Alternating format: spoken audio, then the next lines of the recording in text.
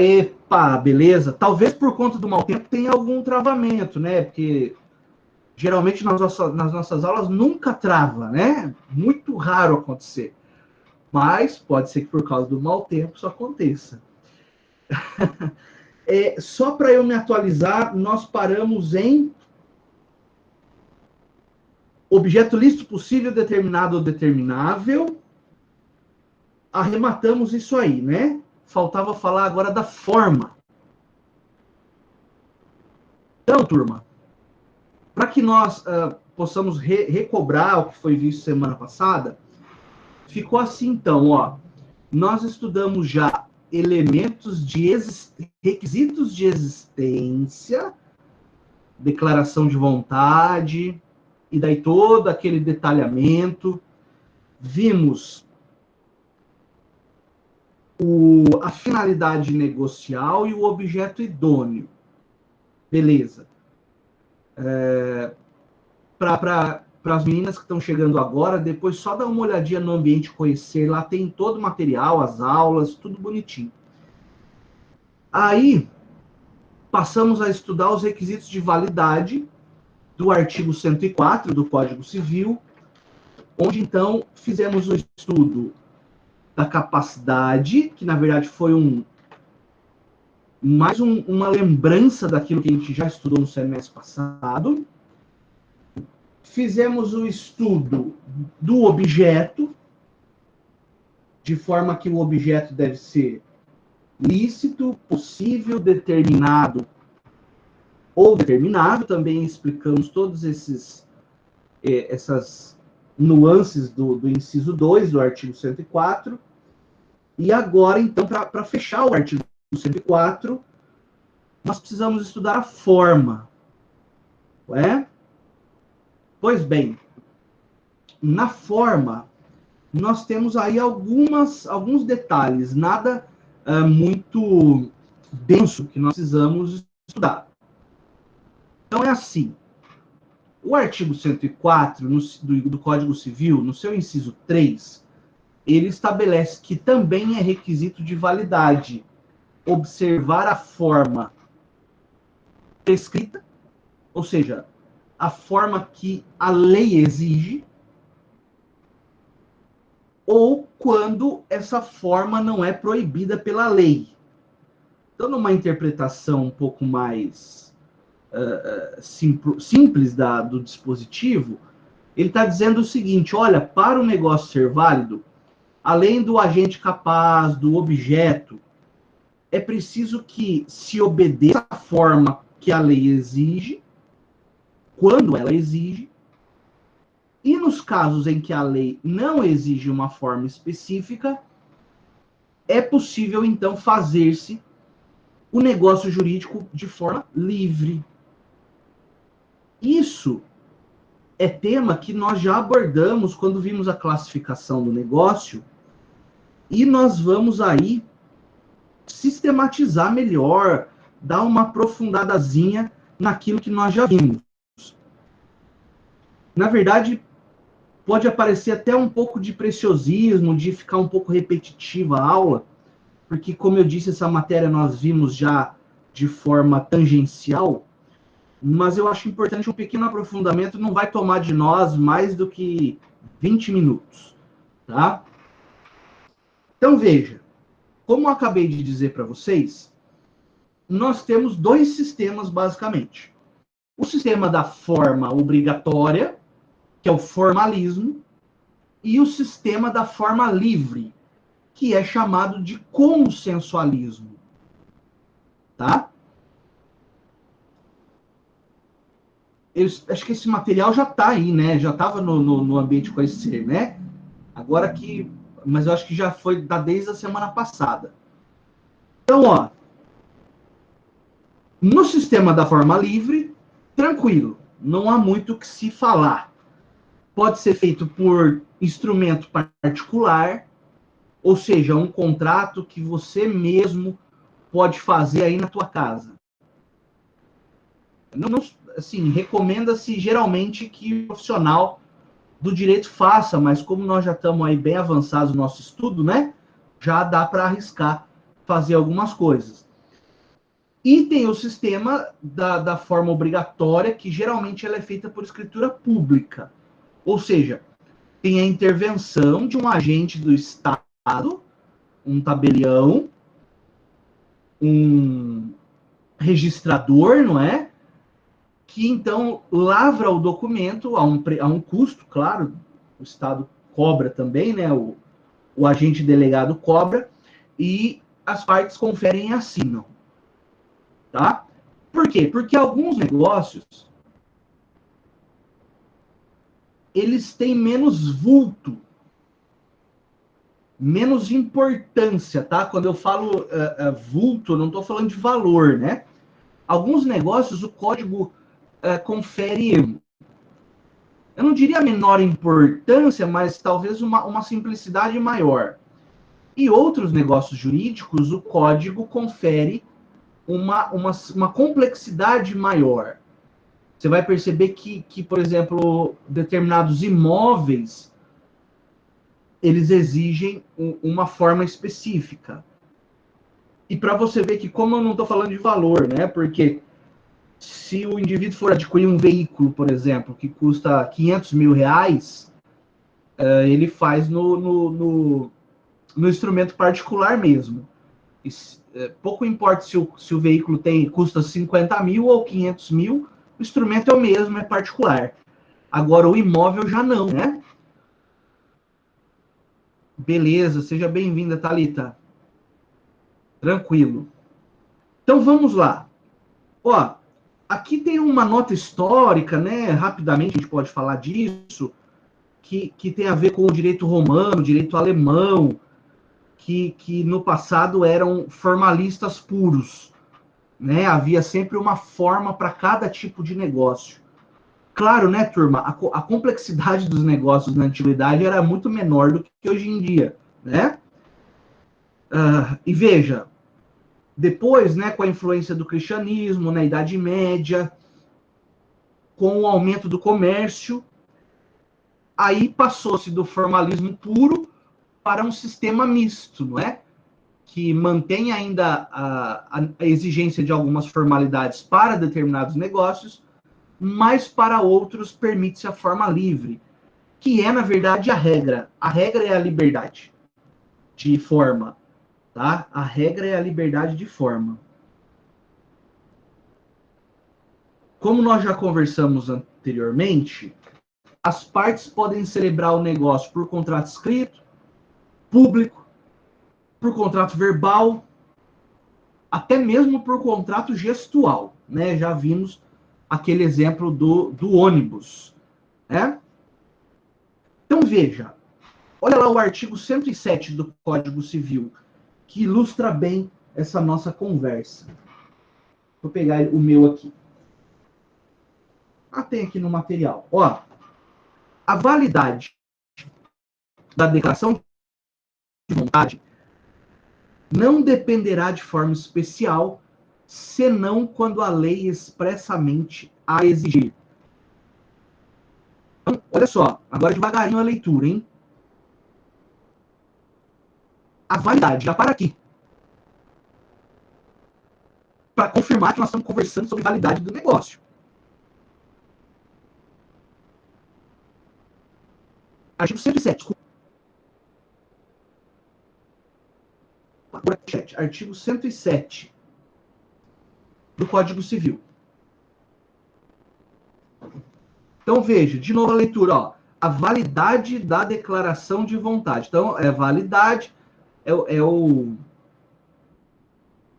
aspecto que nós estamos conversando. Pamela, agora nós estamos no material, naquele estudo da forma. Nós já falando de requisitos de validade, aí você vai, capacidade do agente,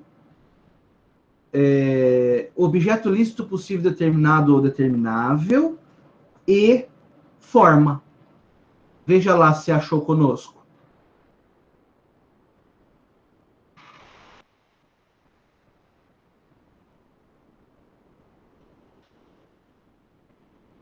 É a antepenúltima folha, Pamela, do material. Do material 6 mesmo, né? Legal.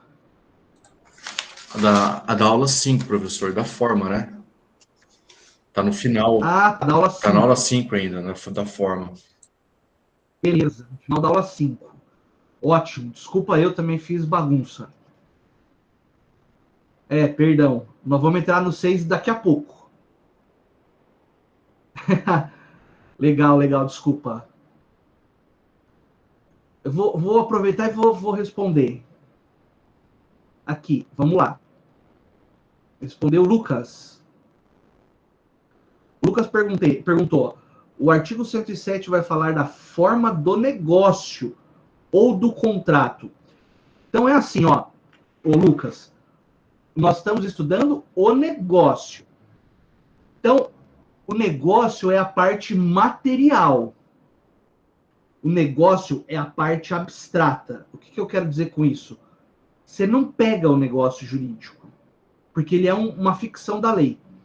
O contrato é a materialização do negócio, tá?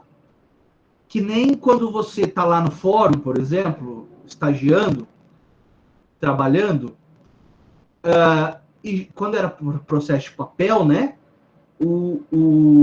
Pode ser que o juiz dissesse para você, senhor Lucas, pega lá o processo tal para mim na prateleira. Na verdade, o processo você não pega, porque o processo ele não existe fisicamente. Aquilo que era encadernado, aquilo que no processo de papel, é o procedimento. Tá? A mesma ideia é com o negócio e o contrato. Então, o negócio é a parte de direito, que é abstrato, e o contrato é a materialização. Quando eu falo escritura pública e escritura particular, é como se eu estivesse falando um contrato público ou um contrato particular. Tá? É claro que lá no fórum você não vai corrigir o juiz, né? Ô, excelência, veja bem, né? O processo é um instituto, não. Você vai lá e pega o processo e entrega para ele. Tá bom? Podemos dar sequência, então? Estamos todos juntinhos, mãos dadas. Então, vamos lá. Ó, artigo 107 ainda. A validade da declaração de vontade não dependerá de forma especial. Veja, o próprio Código Civil diz a regra é forma livre. Boa, bem lembrado. Então, a regra é a forma livre. Agora, excepcionalmente, quando a lei expressamente exigir, aí nós aplicaremos a forma que a lei apontar, não é? Geralmente é a escritura pública, tá? Escritura pública. Quer ver um exemplo de forma muito complexa, né? Que nós falamos aqui, nos divertimos bastante, inclusive, é o casamento. O casamento é um contrato, para boa parte da doutrina, um contrato diferenciado, um negócio diferenciado, né? Que tem uma forma toda própria. Já falamos aqui, tem que fazer habilitação. Depois da habilitação, publica-se um edital. Extrai-se depois uma certidão de habilitação. Depois tem que fazer a cerimônia do casamento perante a autoridade competente para tanto. Então, todas essas formalidades para esse negócio especial, que é o casamento, estão previstas na lei. Tá? Beleza, Carla? Obrigado pelo aviso, viu? Espero que não seja o caso, mas se acontecer de cair, fica tranquila. Então, resumindo isso tudo que eu falei, a regra é a liberdade de forma. A exceção, quando o próprio código ou a legislação em geral demonstrar ou exigir uma forma em especial. Aí eu te pergunto, e nos casos nos quais a lei exige uma forma, mas as partes resolvem fazer do jeito delas?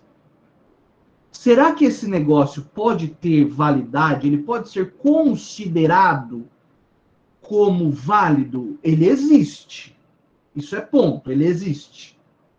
Tem declaração de vontade, finalidade negocial e objeto idôneo. Mas será que ele pode ser considerado válido, surtir efeitos? Quando a lei, por exemplo, exige escritura pública e as partes fazem por escritura particular. Ocorrerá nulidade do negócio. Exatamente. Tá travando para todo mundo ou só foi o caso da Maísa agora, pessoal?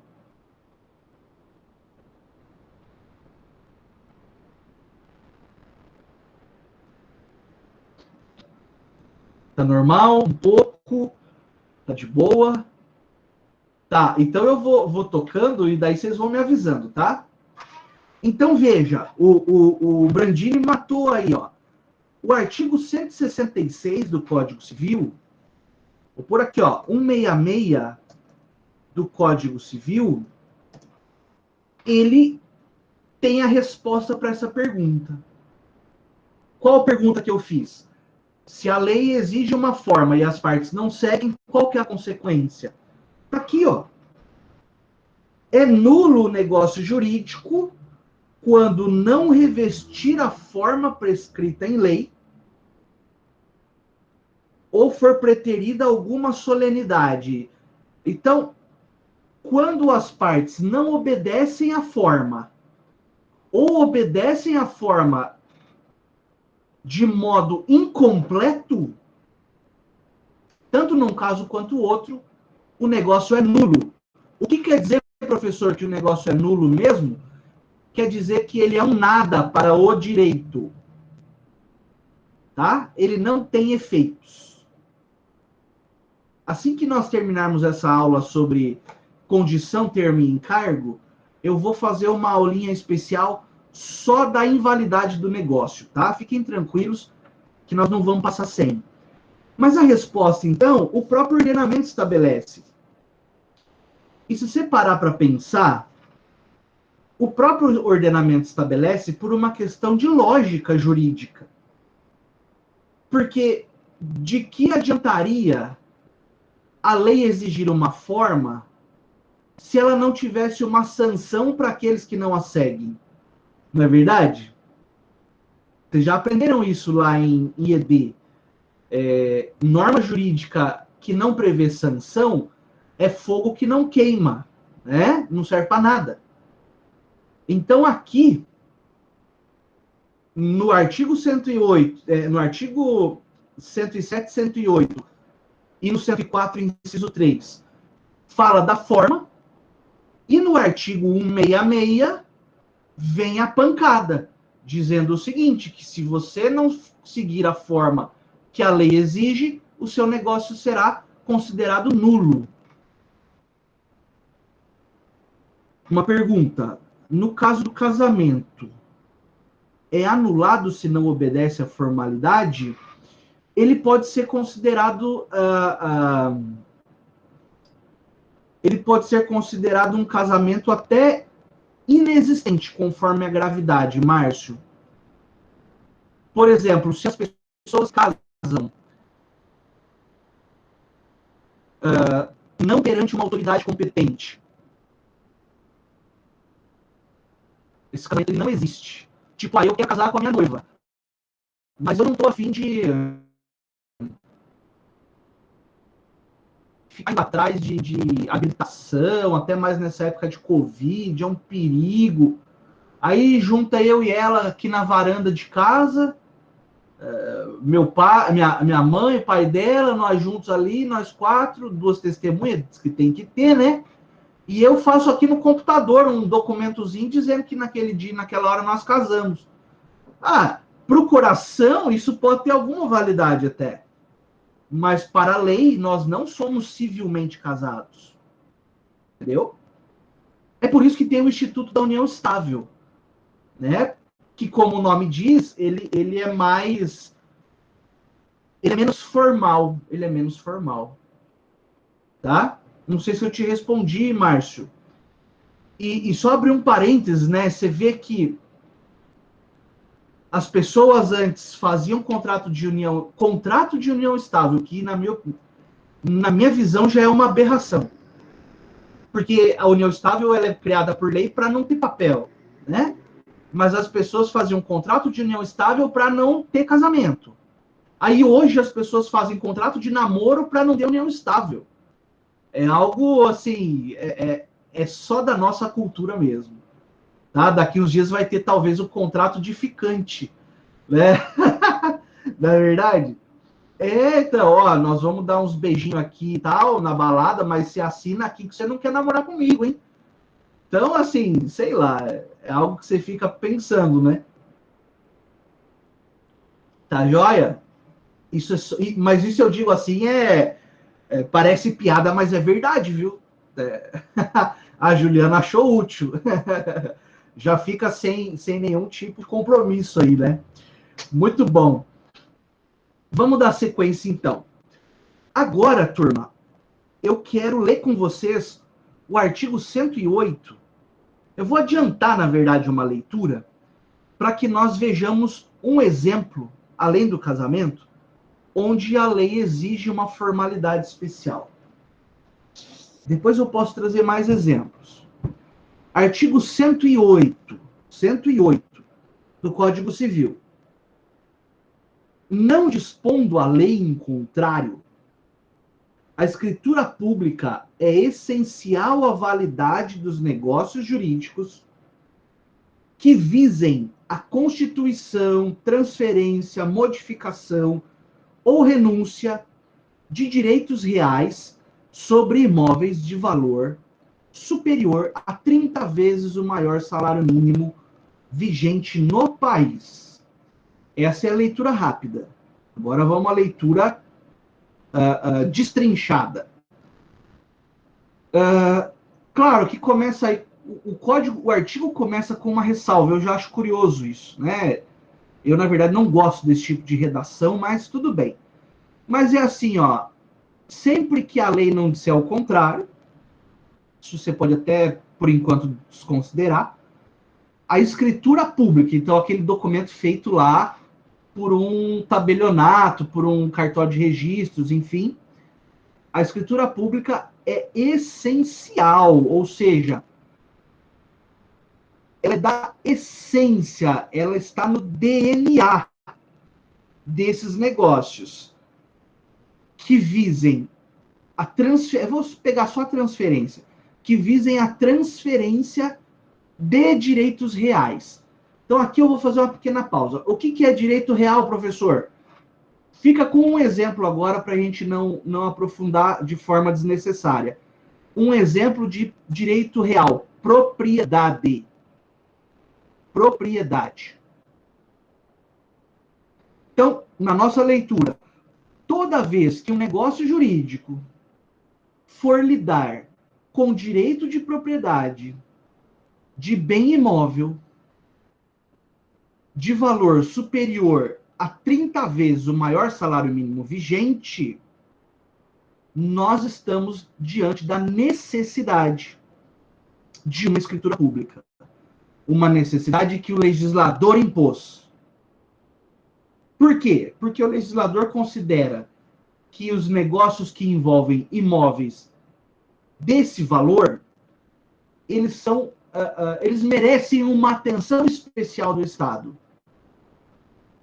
que presta essa atenção por intermédio dos registradores e tabeliães que precisam, então, lavrar essa escritura para que, então, o negócio tenha validade. Então, volta naquilo que a gente falou agora há pouco. Comprei lá um imóvel que vale 100 vezes o salário mínimo. E nós fizemos num contratão particular nosso aqui, ó. Professor, esse negócio vai ter... vai ser considerado válido? É óbvio que nós já sabemos a resposta. E a resposta para a tua pergunta é não. O que significa dizer isso, professor? Significa dizer que primeiro talvez você nem consiga registrar isso. Porque a hora que chegar no cartório de imóveis, o oficial lá vai falar, não, mas peraí, tinha escritura pública. Mas suponhamos que passou. Passou. Ele não viu. Mesmo assim, quem registrou não é dono. porque não seguiu uma formalidade legal e, por razões que nós já vimos aqui, do artigo 166, esse contrato é considerado nulo. O contrato de gaveta, juridicamente falando, ele não deve receber valor. Assim, não valor forte como um contrato feito de acordo com a lei. Porque todo contrato, ainda que ele seja nulo, isso é importante entender. Todo contrato, ainda que ele seja nulo, que não se sirva para aquelas finalidades que a lei manda, ele serve como início de prova num processo. Entendeu? Então, assim, fizemos um contrato, tanto de gaveta, ou não observando as formalidades e tudo mais. Eu sou o comprador, fizemos lá, não sabia disso, né? Mas eu tô com o contrato na mão, e eu tô achando que, e é o que acontece com a maioria das pessoas, tô com o contrato na mão, assinado, já paguei o preço, tô na casa, por exemplo, no imóvel. O que acontece dentro da minha cabeça? Lembra da boa-fé subjetiva? Dentro da minha cabeça, eu deito e durmo tranquilo e falo, nossa, com tanto sacrifício, consegui comprar a minha casa própria. Na verdade, ele não é dono da casa, ele é um possuidor de boa-fé. Isso quer dizer o quê? Que, embora ele não tenha direito de propriedade, ele tem um início de prova e um início de direito de que tanto ele queria comprar quanto o vendedor queria vender. Quer dizer o quê? Que no futuro, breve, daqui 5 anos, eu posso fazer uso capião disso. É curioso, né? Porque é um uso capião do que é meu, mas na verdade não é meu ainda, porque não seguiu os requisitos para ter o efeito de transferência da propriedade. Ah, mas vem um terceiro sabendo disso, espertão, né? E quer tomar o bem. Não vai conseguir.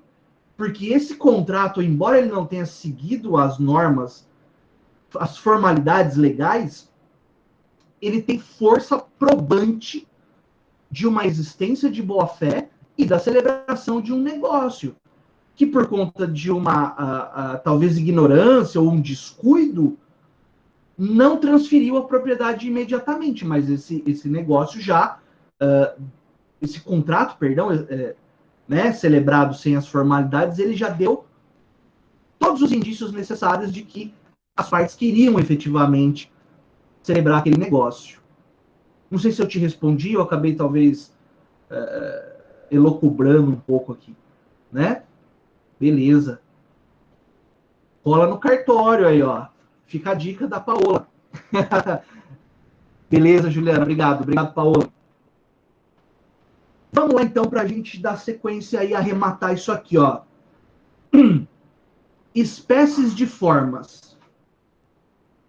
Bom, as formas, turma, elas podem ser divididas aí, como está no nosso material, em 3 espécies. Forma livre, forma especial ou sonho, e a forma conta. Como eu disse para vocês, nós já temos uma boa noção disso. É só sistematizar o conhecimento e aprofundar naquilo que for preciso. Travou para todos?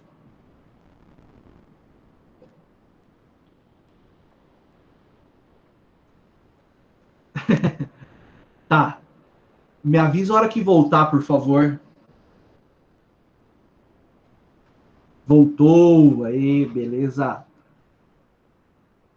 Show. Obrigado, gente. Obrigado por avisar. Então vamos lá, uma por uma das 3 espécies. Antes tem uma perguntinha. O locatário de boa-fé é protegido pelas regras do inquilinato, sim. Embora aquele que tenha disposto o bem para alugar não tenha o devido poder para isso. Interessante a pergunta. O locatário, e daí você vai achar que eu estou escapando pela tangente, Adeilson, mas a resposta ela é interessante em seguinte sentido. Se o locatário está de boa fé, ele merece proteção pela lei do inquilinato. Se o locatário está de má fé, ele tem que ser despejado imediatamente. É basicamente isso. E quando eu digo estar de boa fé e ter proteção do inquilinato, da lei do inquilinato, né, a lei 8452, agora não vou me lembrar com exatidão. Mas quando eu digo em proteção ao locatário, ele tem proteção inclusive contra o proprietário. Né? Imagina que você firmou um contrato de locação por 1 ano. E o locador, no segundo mês, ele quer o bem de volta. Você pode exigir que ele cumpra o contrato. Ou você pode entregar o bem e receber uma indenização por quebra contratual. Entendeu?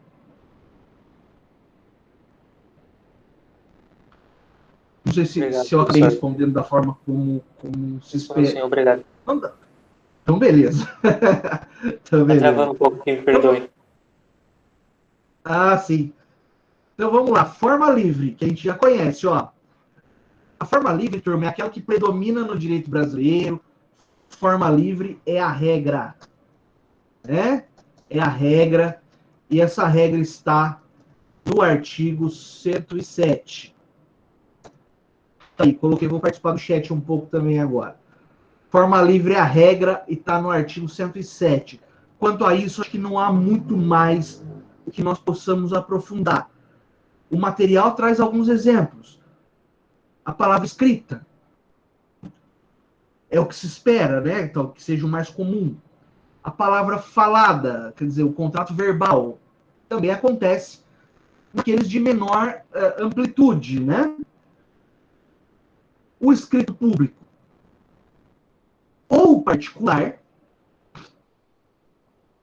gestos e por aí vai. Por que aí no material está escrito público ou particular? Porque eu quero que vocês entendam o seguinte, não está aí por acaso, né? Quando o Carlos Roberto Gonçalves me ligou e perguntou desse trecho do livro, eu falei, Carlos, é melhor você colocar assim. E ele acatou. Cara bom, sensato, né? Se ele souber disso, talvez ele queira me processar. Nunca vi o homem, nem falei com ele. Mas o doutrinador colocou assim, escrito público ou particular, para que a gente entenda o seguinte, a forma livre não necessariamente tem que ser por escrito particular. As partes, como está escrito aí, podem escolher. Então, suponhamos que a Rebeca, minha cachorra, vamos fazer um contrato de compra e venda. Eu falo, Rebeca, esse contrato tem um bem aqui, um objeto muito valioso, que é o frango que você gosta de morder e fazer um barulhinho, você está me vendendo. Vamos fazer por escrito público? Ela vai dizer, olha, vamos fazer por escrito público. Porque, desculpa, o exemplo foi tosquíssimo. Mas o que eu quero que vocês entendam para que a gente possa continuar é que não é necessário. É com K, viu, Luiz? É com K no final. Não necessariamente, por ser forma livre, tem que ser escrito particular. As partes livremente podem escolher um escrito público, que é a forma contratual, que nós vamos falar daqui a pouco. Legal até aqui? Tudo em ordem? Aí ela ainda fala, né, Pamela? Muito bom. Vamos adiante, então. Forma especial ou solene, também, para nós sistematizarmos o entendimento, nós precisamos só lembrar que a forma solene ou especial é aquela exigida pela lei. A lei exige formalidade, porque no silêncio da lei a forma é livre. Show. Pois bem, essa solenidade ela tem um porquê, né, que eu expliquei para vocês agora há pouco, que é dar maior autenticidade, dar maior segurança para determinadas espécies de negócios. Carlos diz aí, né, demonstrar a seriedade do ato e tudo mais. Essa forma, ela pode ser uma forma única. Forma única quer dizer, só tem um jeito de fazer aquele negócio formal. Eu não consigo outra formalidade que substitua. Tá? Por exemplo, na escritura pública, que é exigida para alienações imobiliárias. Tá? E o testamento, como único meio para deserdação. Isso é bárbaro, né? Vocês sabem que o herdeiro, ele pode ser deserdado. Ele pode perder o direito de ser herdeiro. Por exemplo, quando ele mata o autor da herança, ou quando ele tenta matar, ou quando ele pratica atos de calúnia, difamação contra o autor da herança. A deserdação pelo assassinato, ela é automática, ela é legal. Suzanne von Richthofen, né? Isso. Esse é um exemplo, Emília, de deserdação legal. Porque o sistema não pode ser incoerente ao ponto de permitir que o herdeiro mate o dono do patrimônio e depois ainda receba herança. Jesus, né? O que ia ser? Ia faltar barra de ferro e cabeça para ser esmagada nesse país, né? Mas existe uma deserdação que o próprio autor da herança faz por testamento. Então imagina, e é um caso legal esse, imagina que o herdeiro é legal e sórdido também. Imagina que o herdeiro, filho, passe a relacionar-se com a mãe. E o pai, assim descobrindo, deserda o filho. Tá? Por testamento. Ou o filho tentou matar o pai, isso não virou processo, ficou um caso meio difícil de resolver, por exemplo. E depois de muito tempo descobre-se que foi o filho o autor daquela tentativa de homicídio. O pai pode, no testamento, proceder à deserdação do filho.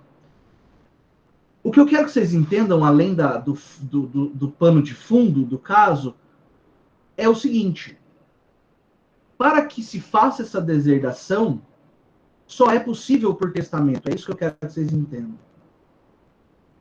Professor, ele pode fazer pelo codicilo. Lembra do codicilo? Codicilo, que é um testamento simplificado. Ele não pode fazer pelo codicilo. Ele só pode fazer por testamento.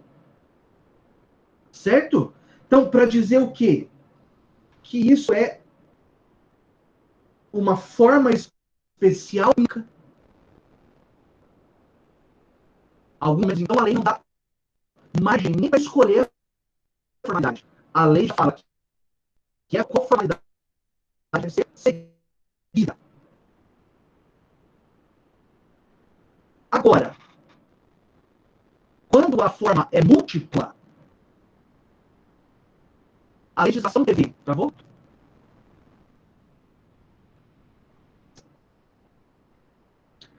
Travou, voltou.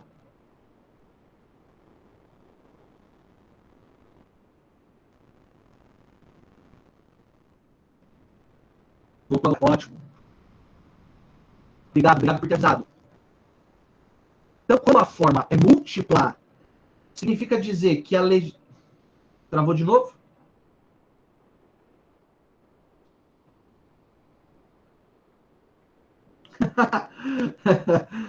Beleza. Então, vamos tocar. Vamos que vamos.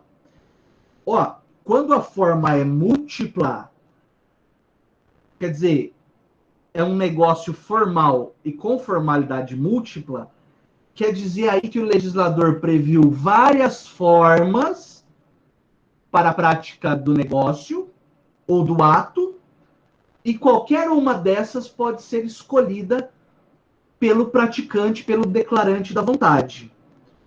Olha que exemplo bacana o reconhecimento do filho. O reconhecimento de filho, ele pode ser feito de forma espontânea lá no cartório civil. Então a pessoa vai lá, o pai vai lá e reconhece.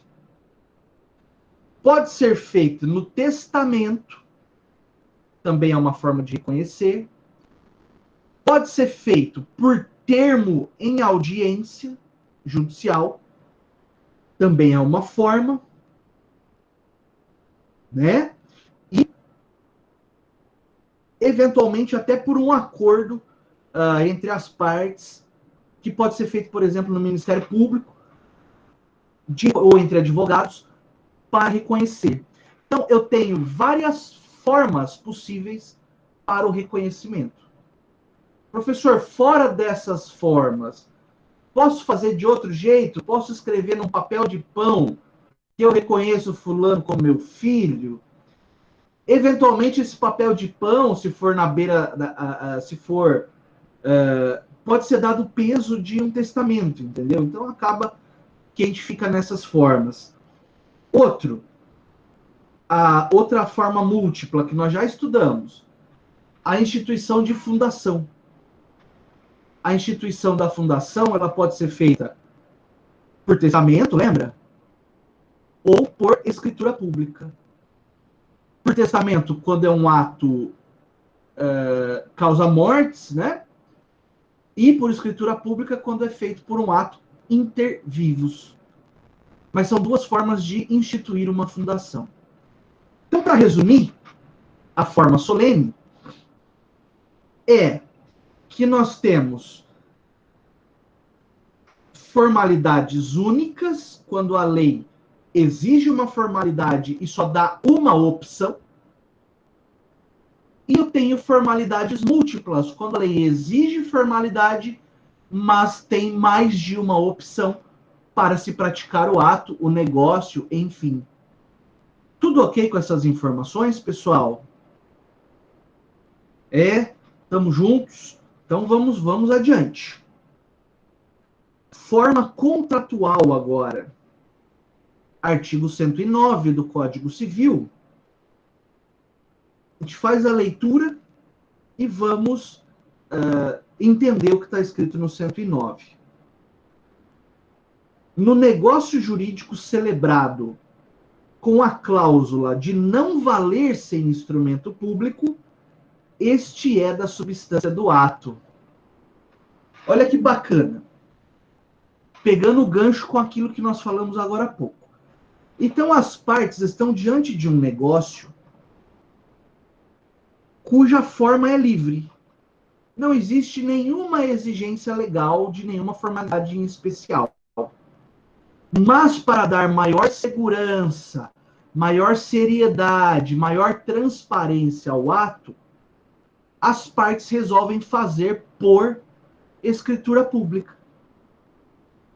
E uma vez que as partes decidem fazer por escritura pública, se não fizerem a escritura, o negócio é nulo. Professor, mas peraí, não estou conseguindo entender o seguinte: onde é que eu vou buscar prova de que as partes quiseram fazer por escritura pública? Ora, nada impede que as partes celebrem um pré-contrato, por exemplo, ou um ajuste anterior por escrito. E nesse ajuste anterior, coloca-se uma cláusula lá dizendo que o presente negócio será celebrado por escritura pública, a ser lavrado no tabelionato de Ribeirão Claro, enfim, aí, né, são maiores detalhes. É só a partir de um documento prévio, porque se eu for tentar pesquisar na cabeça dos sujeitos, eu não vou conseguir. Não é verdade? Não vou conseguir. Ainda não tem um jeito de você entrar lá e ler o pensamento da pessoa. Especialmente um pensamento pretérito. Então, eu vou precisar de um documento escrito antes, que remete ou que concretiza, que materializa a vontade das partes de celebrarem uma escritura pública. Posso dar exemplo, inclusive da compra de imóvel. Não raro, turma, quando se vai celebrar a compra e venda de imóveis, é celebrado um compromisso, uma promessa de compra e venda. Certo? Nessa promessa de compra e venda, as partes colocam ali algumas circunstâncias. Desculpa. Vamos lá. As partes colocam algumas circunstâncias ou alguns pré-ajustes referentes àquele contrato que vão ser. Por exemplo, compra e venda de imóvel na planta. Esse imóvel nem existe ainda, mas para garantir que vai comprar e o vendedor, para garantir a venda, celebra-se uma promessa de compra e venda. Aí, vamos melhorar o exemplo. Na promessa de compra e venda, o imóvel objeto, ele tem o valor de 25 salários mínimos. Certo? Que, em tese, não exigiria escritura pública. No entanto, as partes resolvem fazer por escritura pública o contrato de compra e venda. Então, eu tenho dois momentos. Eu tenho o pré-contrato, que é a promessa de compra e venda, e eu tenho um segundo momento lá, quando o apartamento estiver pronto, que é a transformação dessa promessa numa compra e venda propriamente dita. Então, turma, é possível que na promessa se acerte que vai ser feito por escritura pública. Ponto pacífico, beleza. E na hora de fazer o contrato, efetivamente, as partes não vão poder fazer por escrito particular, porque senão isso vai gerar nulidade do ato. Já que, como o artigo 109 diz, o instrumento público passa a ser da substância do ato. Entenderam essa ideia, turma? Se não, vocês, por favor, me avisem.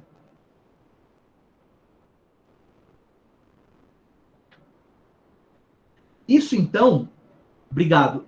Isso, então, é uma forma contratual. Quer dizer, as partes escolheram uma formalidade que, a princípio, nem era exigida.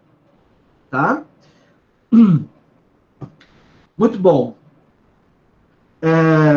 Depois, só para a gente arrematar o material, eu tenho a forma ad solenitatem, não é?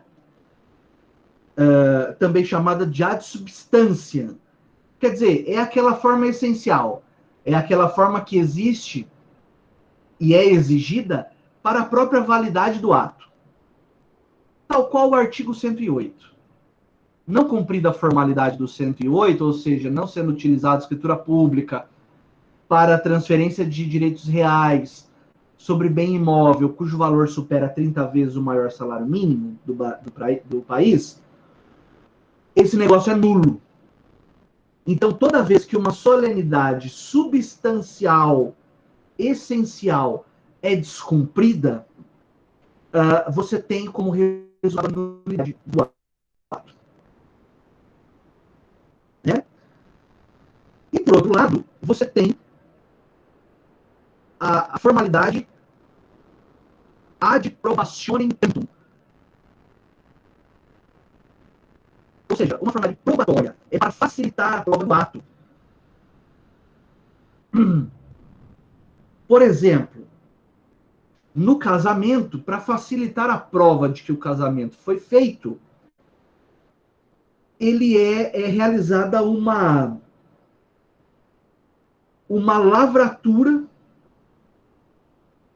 Travou? Então vamos lá. Veja se voltou, por favor, Pamela. Beleza. Ó, a formalidade probatória, ela serve não para que o negócio tenha validade, mas sim para que o negócio possa ser provado com maior facilidade. Um bom exemplo é o registro do casamento lá no livro próprio do cartório.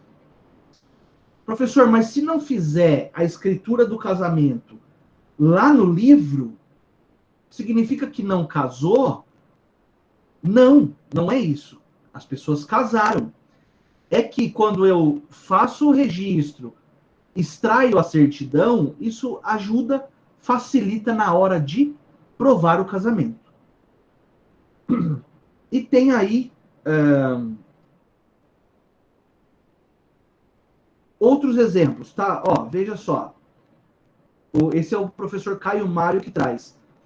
A obrigação de valor superior a 10 vezes o maior salário mínimo vigente no país não pode ser provada só por testemunha. Então, se eu preciso fazer prova de que eu tenho um crédito de 10 vezes o maior salário mínimo do país, acho que agora equiparou tudo, né? O salário mínimo. Eu não consigo provar só por testemunhas, eu preciso ter um documento, uma nota promissória, uma confissão de dívida, um e-mail, alguma coisa escrita, não é? Que ajude a provar aquilo que as testemunhas estão falando. Tá certo? Como é que tá até agora? Tudo em ordem?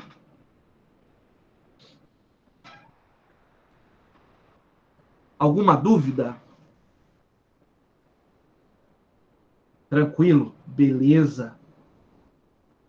É nóis. Agora, então, acho que nós encerramos o ponto que diz respeito à validade do negócio. Então, veja, nós fizemos já na escada, né? Na escada de Pontes de Miranda. Nós já subimos o degrau da existência, subimos o degrau da validade, acabamos de terminá-lo, e agora vamos para o último degrauzinho, que é o degrau da eficácia. Tá bem?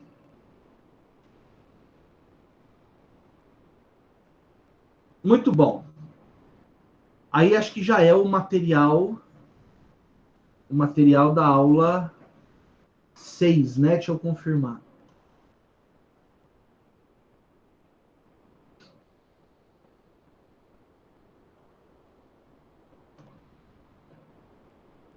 Rapidinho.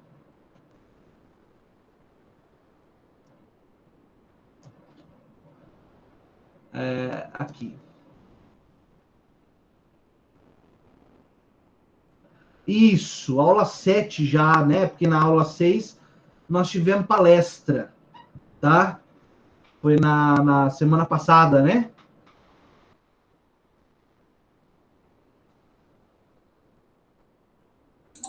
Sim, o senhor tinha falado também que ia usar o material da aula 5, tanto para a aula 5 para a aula 6. Isso, bem lembrado.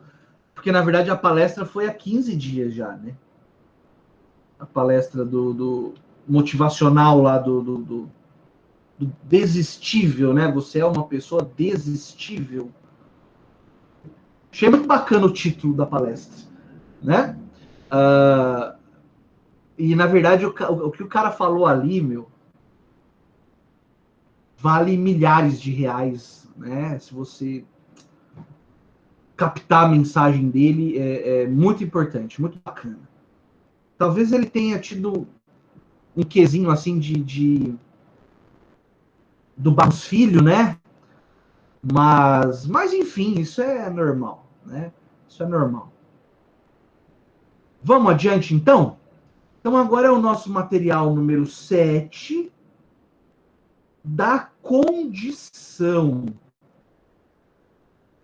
Quer que compartilha isso aí na tela? Quer que tenta compartilhar? Ou vocês vão acompanhando como sempre foi feito?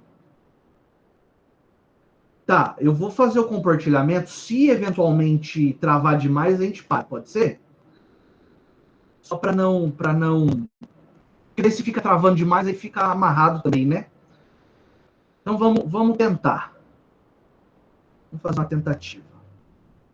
Só que primeiro o meu Word aqui precisa abrir o material. Ah, tá. Abriu.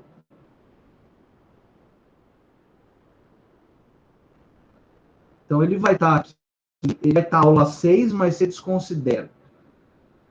Coloca aula 7. Vou pôr para apresentar. Galera, vocês têm noção de quanto a gente já rendeu? Acho que a gente já viu no mínimo aí umas 30 páginas de material. Né? Mas é assim. Rende mesmo. Não adianta. Coisa vai, que é uma beleza. Né? Eu tenho por política trabalhar assim, com um rendimento um pouco mais acentuado no primeiro bimestre e depois, no segundo bimestre, um pouco mais lento. Tá? É uma forma que eu tenho de trabalhar que eu percebo que dá certo. Tá aparecendo já? Apareceu. Apareceu? Aí, ó. Legal. Então, nós estamos aqui na tela da condição do termo e do encargo. Hoje, nós conversaremos só sobre condição, tá? Claro, talvez não dê tempo de ver o que nós precisamos ver a respeito de condição. E também nós nem precisamos fazer nada corrido, né? Porque depois, o termo e o encargo, eles são muito menos extensos. São aulas mais curtinhas. Tá? E depois disso, quando a gente encerrar existência, validade e eficácia, nós conversaremos sobre invalidade, como eu havia prometido. Mas então, hoje, nós começamos a falar da eficácia do negócio jurídico. Legal. Ótimo. Quando estudamos a eficácia do negócio jurídico, nós temos aí que entender, antes de qualquer coisa, o que é a eficácia do negócio jurídico. Né?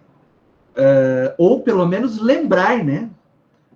Então, a eficácia do negócio jurídico, num conceito rápido assim, sem muitos aprofundamentos, você pode entender como eficácia a possibilidade de o negócio jurídico surtir os efeitos que dele se esperam quando ele foi celebrado. Quer que repete? Eu repito. Então, eficácia do negócio jurídico é a possibilidade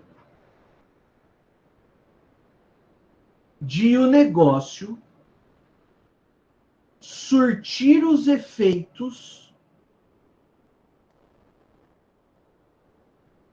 que dele se esperavam quando da sua celebração.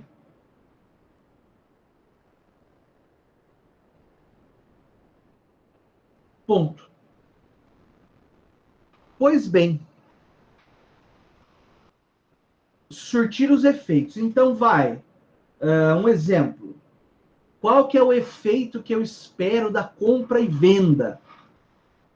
Eu, como comprador, espero receber o objeto, a coisa. Eu, como vendedor, espero receber o preço. Né? Qual que é o efeito de uma alienação de um imóvel? Para quem é de uma doação, por exemplo. Para o beneficiário, o efeito é ser dono daquele imóvel.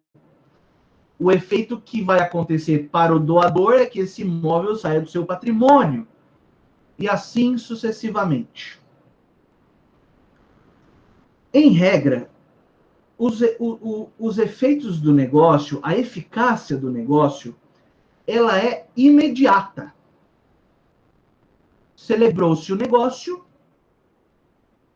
os efeitos acontecem. Essa é a regra. Uma compra e venda à vista. Agora, mesmo numa compra e venda a prazo, quando pagou a última parcela, imediatamente acontece o efeito. Agora, existem alguns elementos que nós já vimos, lembra dos elementos acidentais? Então, nós vimos os elementos naturais, essenciais e os acidentais. Os elementos acidentais, eles influenciam diretamente na eficácia do negócio. Quais são eles? Condição, termo e encargo. Nós veremos um por um no seu momento adequado. O que é importante entender com relação a esses elementos acidentais é que eles dependem da vontade das partes para serem incluídos no negócio. Então, os elementos acidentais dependem da vontade das partes para serem incluídos no negócio. Aqui, a lei não impõe nem condição, nem o termo e nem o encargo. Tá? Agora, uma vez que as partes escolhem o negócio, o elemento, por exemplo, as partes resolvem fazer um negócio com condição, essa condição ela adere ao negócio, né? Ela gruda. Como diria Rick Renner, né? Ela gruda, gruda, gruda. Certo? Nossa, que bom que muitos de vocês não sabem nem que essa dupla existe, né? Fico muito feliz. Tá? Mas tinha uma música que falava assim, né? Do gruda, gruda. Pois bem, e claro, para quem gosta, parabéns, né? Parabéns. Você conhece, né? Aí, ó. Eu também conheci. Eu tinha uma namoradinha, eu tinha 17 para 18 anos e ela gostava muito disso daí. Jesus. Na época que eu tava tinha banda, tocava uns rock pauleira e tal, e ela gostava de Rick Renner. Anyway, né? Ah, então. Tudo bom. Sério da banda, Pamela? Tinha. Opa. Tinha uma super banda que era mundialmente conhecida aqui no meu bairro, a minha banda.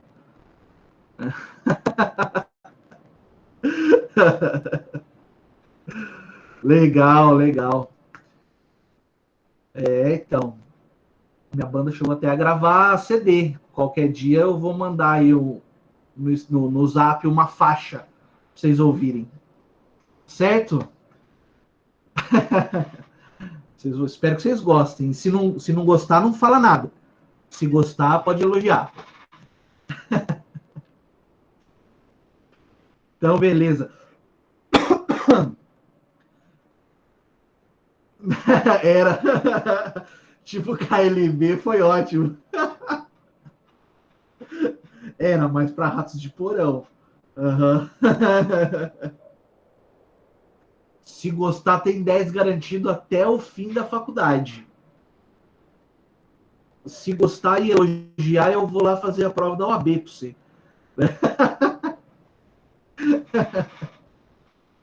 Pessoal, mas só para quebrar o gelo, tá? Eu tava falando uma coisa séria e desculpa de desviar vocês aí, tá? Já merece o Grammy, boa. Acho que talvez a grama, né? Legal, mas vamos voltar aqui então. Eu dizia o seguinte, que esses elementos acidentais, condição, termo e encargo, eles não podem ser fruto de uma imposição legal. Eles dependem só da vontade das partes. Eles estão lá no código, né? A partir do artigo 120 e... Cadê? A partir do artigo 121. Tá? Eles estão lá a partir do artigo 121. As partes usam se quiserem, mas a partir do momento em que elas resolvem usar, a condição, então, ela adere ao negócio e impede a eficácia imediata. É isso que eu gostaria de explicar. A condição, o termo e o encargo, eles atrasam a eficácia do negócio. Então significa que o negócio existe, é válido, mas ainda não é eficaz, né? Porque tem uma condição, um termo ou um encargo que atrasam esses efeitos, tá? Nós vamos começar, e antes de falar da condição, lembrando do que está no material aí, né? Deixa eu ir correndo ele aqui para a gente acompanhar juntos. Tá aqui, ó. Aqui, ó, nesse parágrafo que eu quero chamar a atenção. Esses dois. Esses três, desculpa. Aqui, ó. Aí. Esses elementos, turma, eles não podem constar de negócios que tenham caráter pessoal, tá? Eles têm que estar presentes tão somente nos negócios de natureza patrimonial, né? Porque nós temos aqui um exemplo, ó. Imagina, reconhecimento de filho. É um ato jurídico em sentido estrito, né? Que não admite condição, por razões de lógica. Ah, eu reconheço meu filho desde que, quando ele tiver X anos de idade, ele já seja um engenheiro famoso e tenha um patrimônio de 1 milhão. Senão, não reconheço. Ora, por favor, né? Isso não existe, tá? É mais para mais não, é exclusivamente para os negócios de cunho patrimonial, porque aí a condição, o termo ou encargo, condizem com um atraso de efeitos que diz respeito a situações meramente patrimoniais. Veja, uma doação com condição é bacana. Faço a doação para fulano de um objeto tal, desde que ele cumpra uma tarefa. Nós vamos falar com maiores detalhes sobre essas tarefas. Agora, como foi perguntado na última aula, e é muito importante as perguntas que vocês fazem para ajudar nos exemplos, eu pergunto agora, eu repergunto. Nós estamos falando dos requisitos que atrasam a eficácia, Ana. Eles influenciam na eficácia. Exatamente. Então, agora eu repergunto a pergunta da última aula. Será que eu consigo fazer uma compra e venda com condição?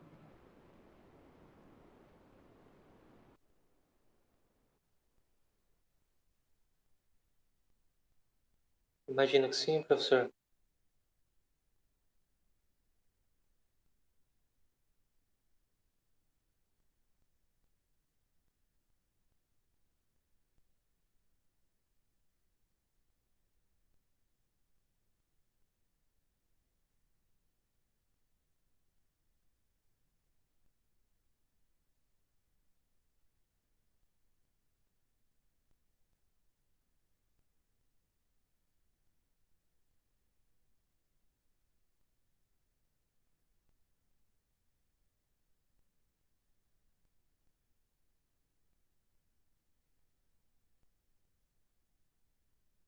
Professor, o senhor está mudo.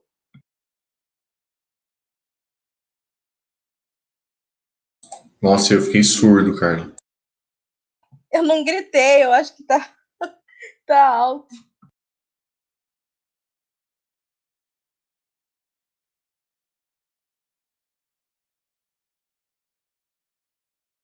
Eu dou aula no seu lugar, professor. Pode ficar tranquilo. Nossa, vamos todo mundo sair. Ah, Gabriel, não apela também, né? Pelo amor. Eu acho que deveria ser a Carla e o Luiz dando aula. Uh, Ô Luiz, cabeça de Luiz, mapamundi. Tira a mão daí, filho. Sua cabeça não vai cair, não. ô Luiz, explica pra nós onde você comprou esse espelho bonito atrás de você. E essa jarra também. Ah, minha mulher, pergunta pra ela. Chama ela aí pra nós conhecer ela. Ela tava aí Ah, metendo chama. fumo em você já já. Luiz é o boto cor-de-rosa. Estão me ouvindo de novo? Sim! Sim. Legal. Só que daí saiu a apresentação da tela, né? Vou pôr de novo. Turma, o que eu dizia para vocês era... Desculpa aí, tá? Essa interrupção. O que eu dizia era o seguinte. Imagina só... Ainda cliquei errado aqui. Imagina você vai comprar um carro numa loja, tá certo? A pergunta é a seguinte: pode ter condição, termo e encargo numa compra e venda? O colegiado, por enquanto, respondeu que sim. E daí eu perguntei assim: imagina a seguinte situação. Você vai lá numa concessionária para comprar um carro, e daí o vendedor fala assim: olha, comprador ou compradora, eu só vou vender o carro para você desde que você use o carro para tal finalidade. Ora, como assim, né? Não pode o vendedor impor um modo de utilizar o bem ao comprador. Porque é um negócio, lembra? É um negócio oneroso comutativo. Agora, se fosse uma doação, ó, eu vou fazer a doação desse Maverick para você, mas desde que você só rode com ele aos sábados e domingos. Se existem exceções, a princípio, não consigo lembrar, turma. O BNDES, mas o BNDES é um empréstimo, né? Que é um negócio, entendi, é um negócio comutativo oneroso, né? Mas aí, até tudo bem, por ser um empréstimo. Mas, na compra e venda, eu não consigo enxergar exceção, né? A Pamela tem um Maverick, então você tem um tesouro em casa. Você tem um tesouro. Vale muito a pena. É máquina. Mas entenderam então que se é uma compra e venda, eu não posso ter condição termo encargo. Agora, e foi bem bacana a observação, um empréstimo de um Banco Nacional do Desenvolvimento, por exemplo, de fomento, né? Pode ter uma condicionante. Porque, ó, se eu fabrico calçado, aí eu vou lá no BNDES e falo, ó, preciso de um aporte financeiro para aumentar minha fábrica, gerar tantos empregos e tudo mais. Aí o BNDES fala, na minha opinião, tá até implícito, né? Mas o BNDES fala, tá aqui o dinheiro. Ó, eu não vou pegar dinheiro, comprar uma caminhonete. Na verdade, embora muita gente faça, infelizmente, tá? Porque acaba sendo anulado, né? Condicionante ao uso, sim. O dinheiro que está sendo emprestado tem que ser usado para aquela finalidade que o sujeito anunciou. Por exemplo, aumentar a fábrica. Acho que não sei se é nesse sentido. Legal, muito bom. Estão vendo a tela aí com o material? Show. Podemos continuar? Tem aí um conceito, né? Do que são esses elementos, a condição termo encargo. Tá lá, né? Ó, são cláusulas que apostas a negócios jurídicos por declaração unilateral ou pela vontade das partes, acarretam modificações em sua eficácia ou em sua abrangência. Importante nesse conceito perceber que ele pode ser a condição termo encargo, pode chegar até o negócio de forma unilateral. Então, eu estou fazendo uma doação e eu coloco uma condição, ou pode ser por acordo das partes, quando, por exemplo, no termo. Imagina que a turma, não sei se vocês já estão se mexendo nesse sentido, mas é muito comum acontecer, que a turma já está pensando lá na formatura, né?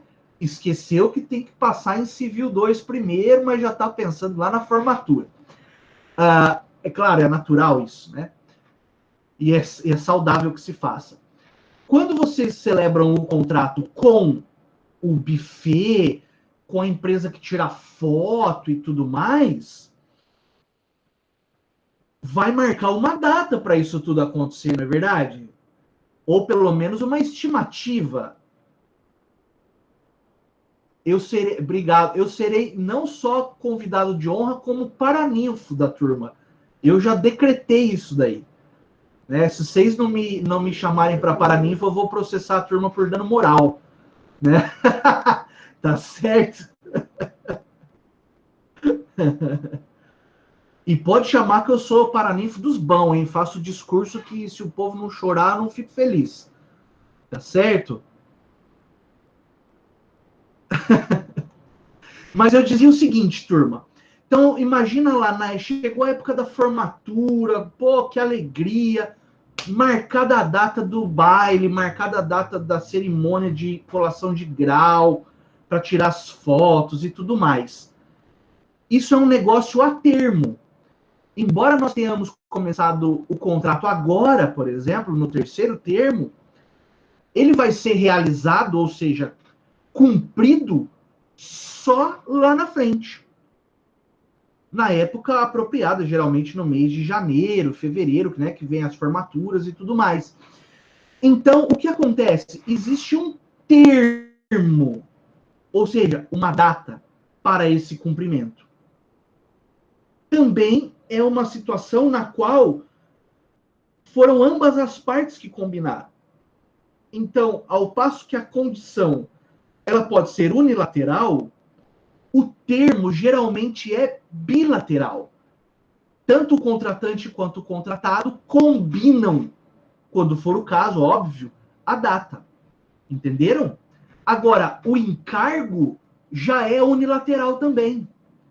Lembra que falamos na última aula? Vou doar o terreno X para o município, para que o município faça uma creche. Quando eu coloco esse para que, é unilateralmente. Entendeu? Entenderam essas ideias? Só para você ver, então, que ele pode ter uma fonte unilateral quanto bilateral. E como está aí no materialzinho, influenciam na eficácia. Tá? Isso. Espero que até lá na nossa formatura, eu já falo nossa, né? Eu já sou da turma, que a nossa formatura já não tenha mais essa pandemia, nem esse pandemônio aí, e a gente possa tomar tudo e mais um pouco. Para a gente dar continuidade. Se vai ter banda, eu não tenho mais, eu não toco mais em banda agora, eu só um violãozinho aqui, eu toco sozinho. Mas se tiver banda lá e pagar bem, eu subo lá e canto também. Certo? Fica o compromisso aí.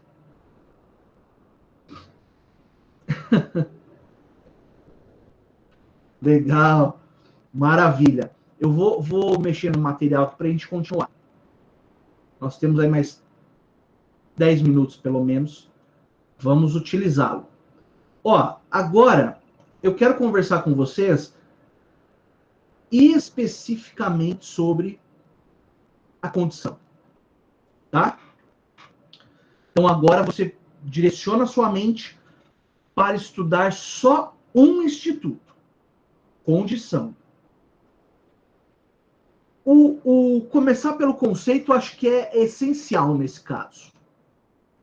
A condição, está aí na tela de vocês, é um evento futuro e incerto.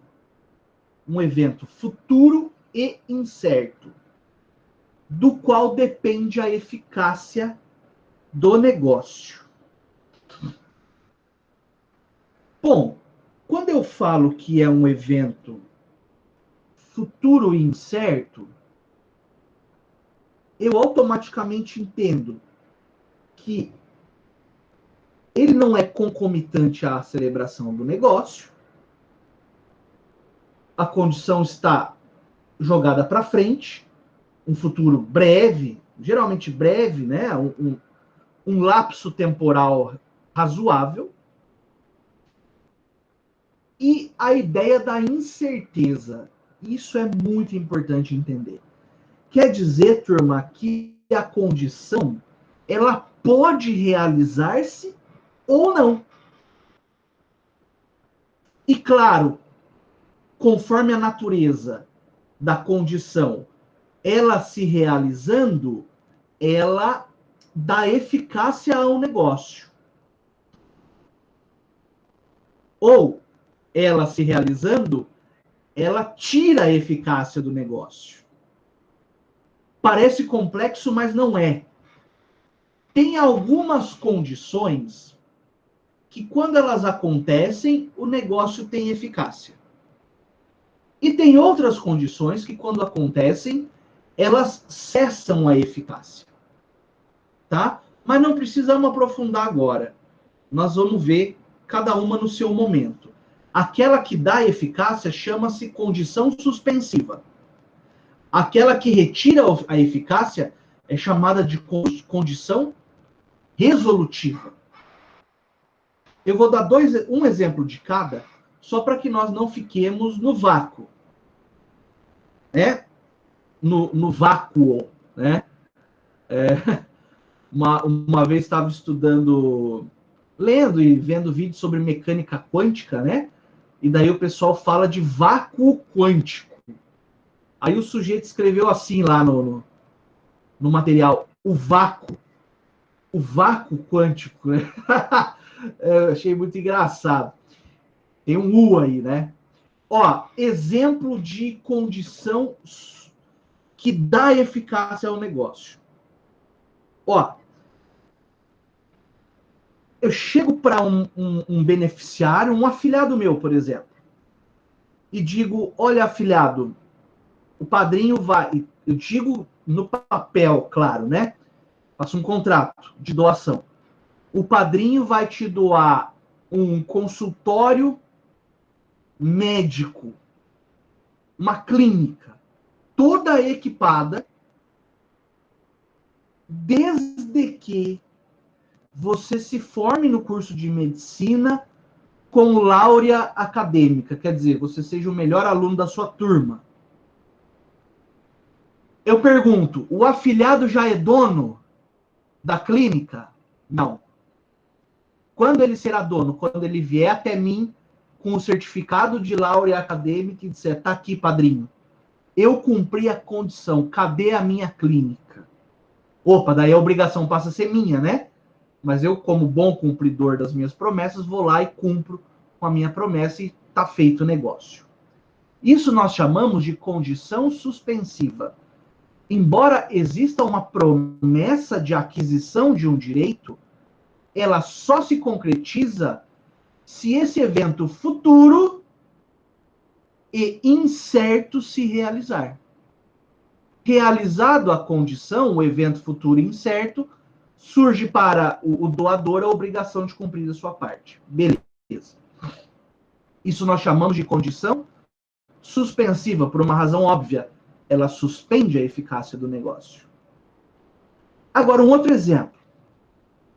Minha filha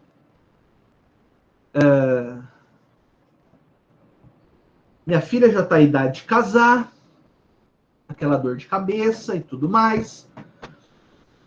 E eu faço a doação de um apartamento para ela, dizendo o seguinte: O apartamento é seu, desde que você não se case antes dos 23 anos de idade. Beleza, o apartamento já é dela. Entendem? Aqui já tem eficácia, ela já ganhou o apartamento.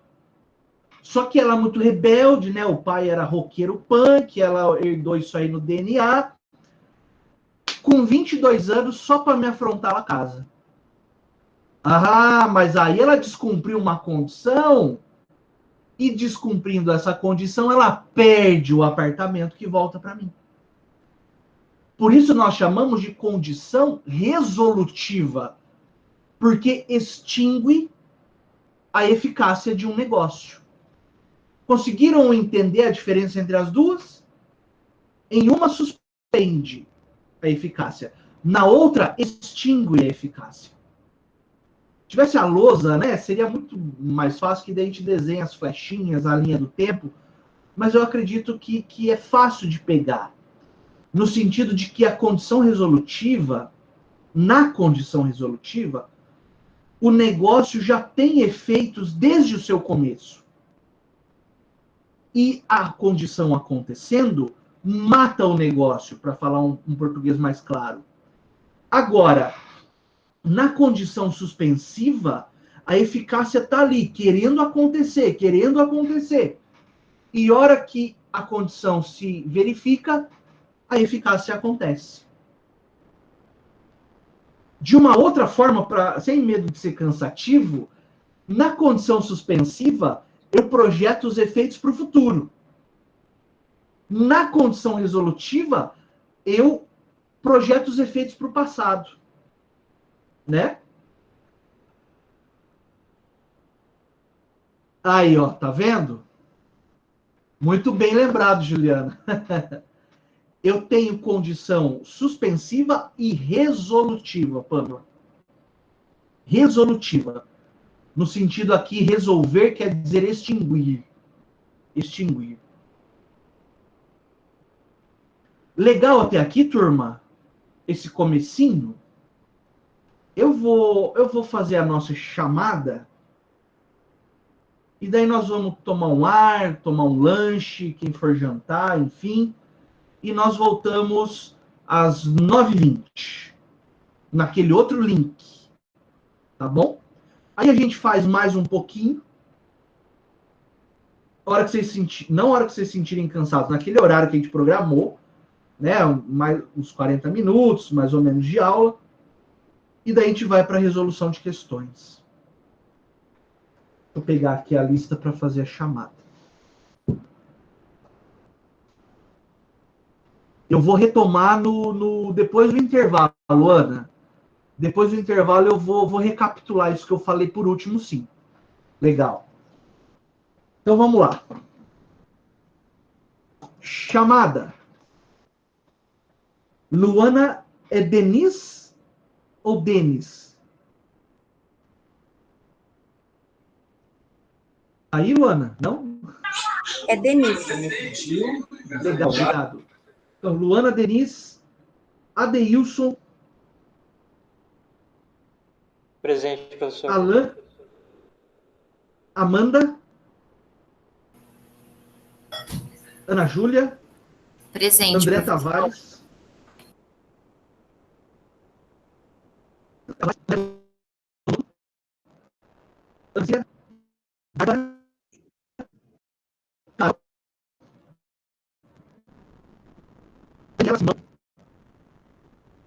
Professor, tá travando Não? tudo.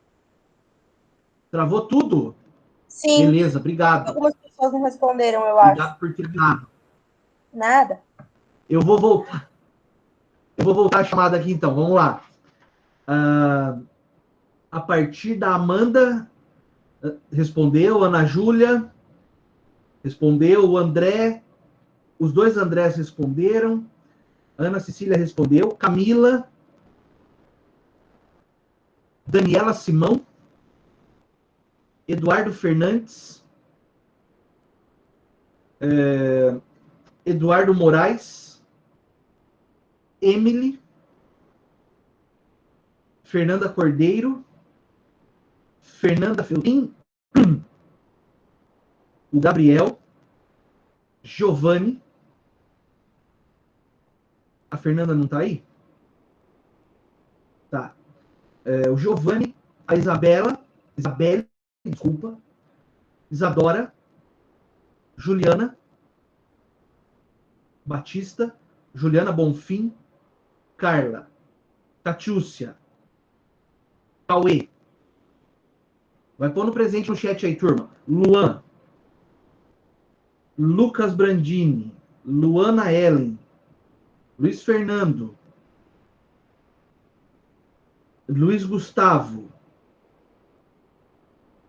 Márcio, Maria Angélica Serafim, Maria Eduarda Costa, Maria Eduarda Murad, Maria Fernanda Belkman, Matheus Wilson, Maísa, Monique, Paola, Pedro, Pamela, Rafael, Cibele, Stephanie, Sueli, Presente, professor. Thalita. Valeu. Vitória. Gemima, Maria Heloísa, Emília, Rafael Geraldo, Igor Sasdelli. Turma, obrigado por esse primeiro tempo. Fiquem à vontade para dar uma descansadinha. E nós voltamos já em seguida, tá bom? Vou interromper aqui a... Não, tá com presença aqui, Bárbara. Eu tinha visto o seu nome aqui na minha tela. Tá? Fica tranquila.